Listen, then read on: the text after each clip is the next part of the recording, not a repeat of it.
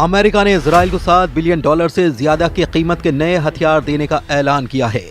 President Trump ने Israel को 3000 Hellfire मिसाइलें जल्द से जल्द भेजने का आदेश दिया है। यह हथियार ट्रंप के गाजा पर कब्जा करने के प्लान में इस्तेमाल हो सकते हैं। उधर अमेरिका के गाजा प्लान पर कई देशों ने युद्ध की धमकी दी है। तुर्की के राष्ट्रपति सीरिया के राष्ट्रपति अहमद अल शरा के साथ खाड़ी में नया वॉर प्लान बना चुके हैं। वहीं प्रधानमंत्री नेतन्याहू ने 23 लाख लोगों को गाजा से निकालने का रूट दुनिया को दिखाया है। ट्रंप के फैसले शॉकिंग होते हैं, दुश्मनों से 100 कदम आगे के होते हैं। जब सब कुछ सही लगने लगता है तब सुपर पावर असली रंग में आता है। खाड़ी के शांत पड़े खंडहर और बियाबान को बारूद से पाटने का नया दौर शुरू हो चुका है। इस बार इजराइल के कितने भी दुश्मन सामने हों फर्क नहीं पड़ेगा। राष्ट्रपति ने साफ कर दिया है कि गाजा के पुनर्निर्माण के लिए लोगों को बाहर निकालने की जरूरत है, क्योंकि गाजा विध्वंस की जमीन है। ये किसी भी इंसान के रहने लायक नहीं है। सुपर पावर अमेरिका इजराइल को अब तक का सबसे बड़े विनाशकारी हथियारों की सप्लाई करने जा रहा है। नेतन्याहू को ट्रंप की तरफ से $7.4 बिलियन कीमती विनाशकारी गोला बारूद की खेप मिलनी फाइनल हो चुकी है। इजराइल को अमेरिका $6.75 बिलियन की गोला बारूद से अजेय बनाने जा रहा है, जिसमें 166 छोटे बम, हजारों गाइडेड किट, 3000 हेलफायर मिसाइलें भी शामिल हैं। बताया गया है कि इजराइल को मिसाइलों की डिलीवरी जल्द से जल्द मिलेगी। गाजा युद्ध, लेबनान युद्ध, यमन फ्रंट और सीरिया में जब थोड़ी सी शांति आई है, तब अमेरिका इजराइल को इतने हथियारों से लैस क्यों करने जा रहा है? क्या ट्रंप के दिमाग में इजराइल के लिए कुछ विस्फोटक रणनीति तैयार है? आखिर इजराइल अब भी हमास के सफाई की जिद पर क्यों अड़ा है?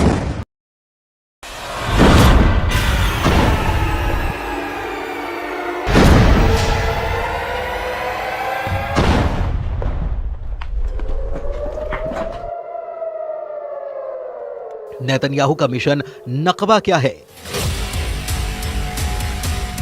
हमास का यह तमाशा फिर से युद्ध भड़काने लगा है।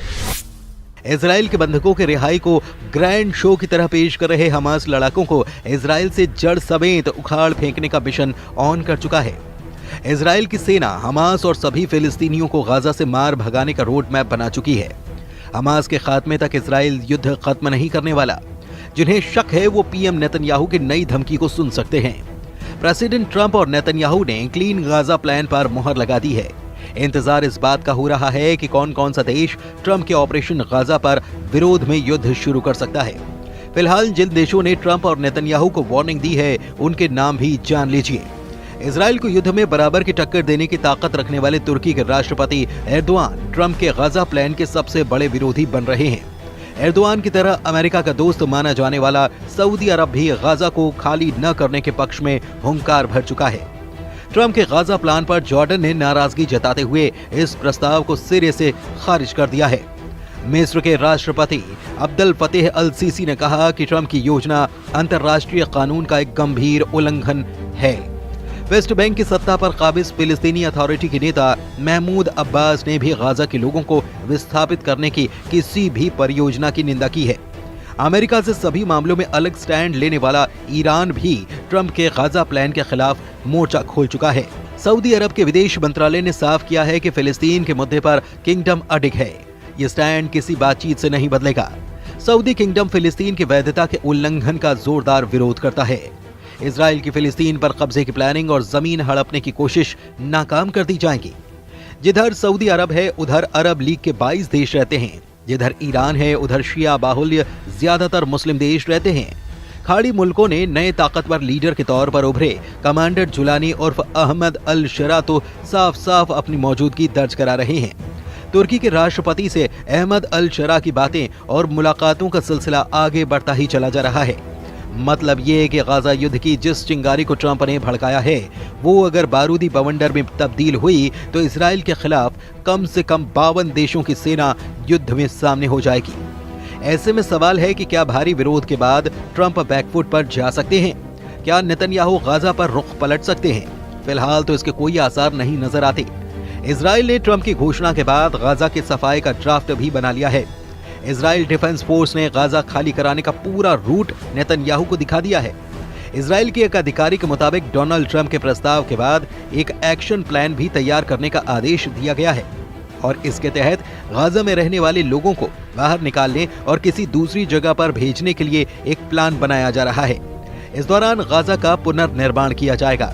हालांकि इजरायली अधिकारी ने फिलहाल ये साफ नहीं किया कि अगर गाजा से लोगों को बाहर निकाला जाता है तो फिर उन्हें कहां भेजा जाएगा। लेकिन जो बातें पता चली हैं उससे कुछ रूट की जानकारी के संकेत मिल रहे हैं।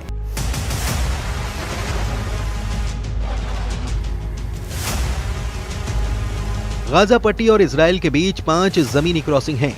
शुरुआती योजना के मुताबिक इन 5 पॉइंट से गाजा पट्टी के लोगों को बाहर निकाला जाएगा। इसके बाद लोगों को बस से करीब 250 किलोमीटर दूर रेमन एयरपोर्ट या फिर अशदोद बंदरगाह तक ले जाया जाएगा। यहां पहुंचने के बाद फिलिस्तीनी नागरिकों को आगे किसी देश में भेजा जाएगा, लेकिन वो देश कौन सा होगा फिलहाल इसका खुलासा नहीं किया गया है।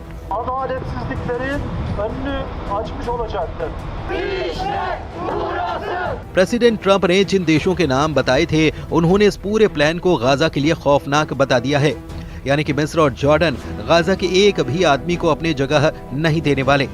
अरब मीडिया में जॉर्डन के विदेश मंत्री की धमकी की जानकारी दी गई है, जिसमें उन्होंने कहा कि अगर जॉर्डन में फिलिस्तीनियों को जबरन विस्थापित करने की कोशिश की गई तो जॉर्डन पूरी ताकत से सामना करेगा। ये जॉर्डन के लिए युद्ध की घोषणा है और हम इसका जवाब देंगे। मतलब जॉर्डन इजराइल से जंग के लिए तैयार है। उधर तुर्की में ट्रंप के गाजा प्लान पर युद्ध का माहौल बनाया जा रहा है। वहीं इस्तांबुल से आई इन तस्वीरों ने नेतन्याहू की टेंशन बढ़ा दी है, जहां बर्फबारी के बीच अमेरिका के दूतावास के बाहर ट्रंप का जमकर विरोध किया गया। एर्दोआन के कट्टर समर्थकों के हुजूम ने पुलिस बैरिकेड्स के सामने खड़े होकर फिलिस्तीनियों के समर्थन में नारेबाजी की। प्रदर्शनकारियों ने ट्रंप और नेतन्याहू के पोस्टर के साथ गाजा पट्टी के हक में आवाज बुलंद की। इससे पहले एर्दोआन और अहमद अल शेरा की मीटिंग में भी ट्रंप के गाजा प्लान को लेकर चर्चा हो चुकी है। अल शेरा से मीटिंग के बाद एर्दोआन ने अपनी खुशी का इजहार हर मसले पर एक दूसरे के साथ होने के ऐलान के साथ किया। यानी अगर ट्रंप और नेतन्याहू ने फुल प्रूफ तैयारी कर रखी है तो तुर्की और गाजा के हक में आवाज उठा रहे देश भी युद्ध से पीछे नहीं हटने वाले। ऐसे में गाजा का क्या होगा? 23 लाख लोगों का क्या होगा? क्या गाजा फिर से 1948 का नकबा झेलने जा रहा है? फिलहाल गाजा का हर आदमी अपने घर से बाहर है, अपने ही इलाके में शरणार्थी है। गाजा की 23 लाख की आबादी में से 90% लोग विस्थापित हैं। कौन किस हाल में रह रहा है ये तस्वीरें बखूबी बयां कर रही हैं। खान यूनिस के इलाके में हजारों लोग अस्थायी टेंट में रहने के लिए मजबूर हैं। तेज हवाएं और बारिश इन तंबुओं को उखाड़ती हैं, नुकसान पहुंचाती हैं, लेकिन लोग फिर जैसे तैसे मरम्मत करके उन्हीं में रहने के लिए मजबूर हैं। कई बार लोग रात भर नहीं सो पाते। युद्ध विराम के बाद भी बमबारी यहाँ बंद नहीं हुई। भूखमरी और मौसम की मार ने गाजा को मृत्यु लोक में तब्दील कर दिया है। फिर भी लोग अपनी जमीन से बेदखल होने के लिए तैयार नहीं हैं। 77 बरस पहले जैसी तबाही गाजा ने झेली, सब कुछ वैसा ही फिर से होने का खौफ यहाँ पर पसरा हुआ है। अमेरिका का गाजा में बढ़ता दखल कई खाड़ी मुल्कों की तबाही का सबब भी बन सकता है। इजराइल के लिए हर लिहाज से अब माहौल मन मुताबिक है। ट्रंप से व्हाइट हाउस में मीटिंग के बाद नेतन्याहू पूरी तरह कॉन्फिडेंस में लौट आए हैं। अमेरिका से लौटने के बाद नेतन्याहू ट्रंप के प्लान पर जल्द से जल्द अमल करना चाहते हैं।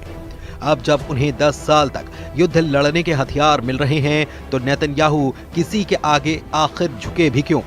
लेकिन तुर्की इस पूरे समीकरण को बिगाड़ने का मादा रखता है। एर्दोआन आर्मी के पास दुनिया के सबसे घातक फाइटर ड्रोन हैं, रूस से मिले एयर डिफेंस सिस्टम हैं और तो और अमेरिका के दिए 100 एटम बम भी तुर्की के पास हैं।